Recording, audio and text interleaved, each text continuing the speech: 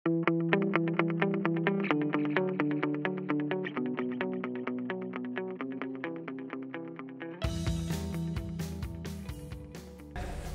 v podstate nejaké gripy do samotného podkladu. Mriežka a na základe toho, jak sa mi rozpadá ten podklad a tak ďalej, jak vidím, aké je hlboký ten vrib a podobné záležitosti, tak na základe toho odvodzujem asi, aká je jeho pevnosť. Či vyhovuje alebo nevyhovuje, či teda mám potom nejako dôslednejšie skúmať ten podklad, alebo poviem, môžeme potom, keď prejdeme vedľa, hej, alebo môžete si aj sami, keď skúsite rýpnúť do tej nivelačnej hmoty, ktorá tam je vyliata, budeme si o nej hovoriť, tak zistíte, áno, že keď do nej vrítnete takýmto ostrým predmetom, tak vám zanecháva len takú tenkú čiarku, čiže ten podklad je dostatočne pevný. Tu vidíme, že sa nám to trochu rozpadá a tak ďalej, čiže toto by som povedal, že áno, tu potrebujeme niečo riešiť, čo sa týka nejakého spevnenia, minimálne nejakú hĺbkovú penetráciu. Áno, ale toto máme len ukážkový model, alebo povedzme tento potrebujete, ukážem vám nejakú hodnotu, ktorú pomocou tabuľky prevádzate na percentá zbytkovej vlhkosti.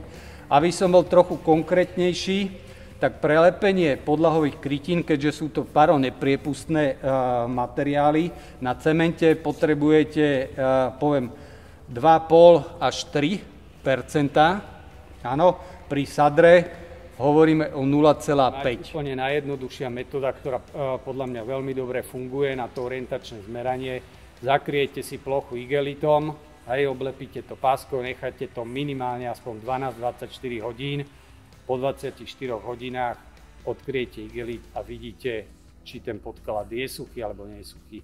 Pokiaľ sa vám orosí, poviem, igelit, tak máte proste dosť času, lebo to je ešte tak vlhké, že tam vôbec netreba nič robiť.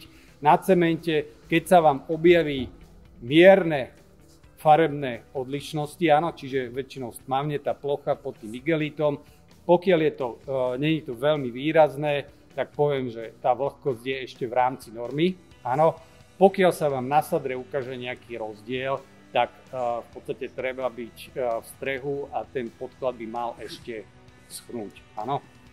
V každom prípade, keď už hovoríme o zbytkovej vlhkosti, veľmi dôležité je, pokiaľ máte podlahové kúrenie, tak vždycky pred samotnou podkladkou musíte vyžadovať, aby podlahové kúrenie bolo spustené.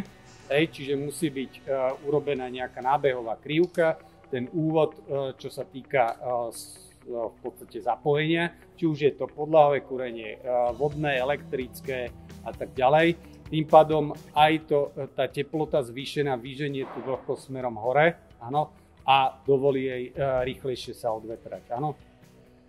Ešte potom ďalší parameter, ktorý v interiéri, keďže hovoríme prevažne o interiéri, nemusí byť úplne, by som povedal, smerodajný, ale pre istotu vidíte, že tu máme nejaký takýto priestor.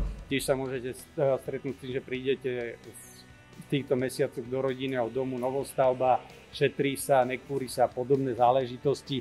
Je dobre orientačne vedieť, akú mám teplotu toho podkladu. Áno, konkrétne tu nám ukazuje 18 stupňov. Hlavne z toho dôvodu, že povedzme, keď lepím s disperziami a tak ďalej, tak pri použití disperzných lepidiel by som mal mať aspoň tých 15 stupňov podklad, teplotu podkladu. Áno, preto hovorím podklad, lebo nehovorí sa o tom, že teplota vzduchu nie vždy značí to, že aj podklad má takú istú teplotu.